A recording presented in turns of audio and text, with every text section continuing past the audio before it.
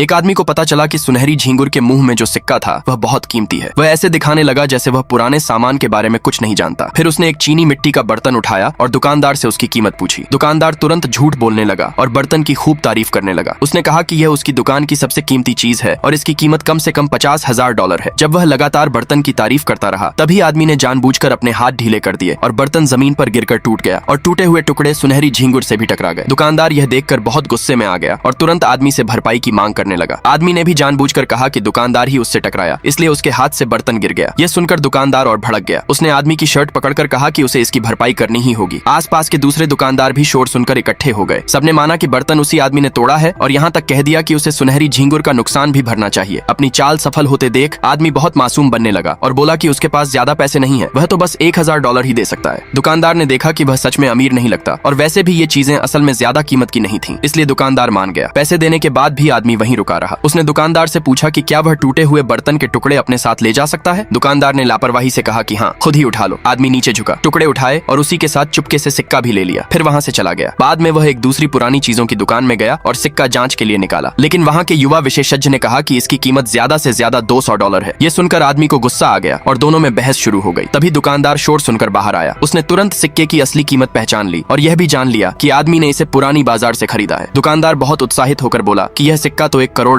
का है।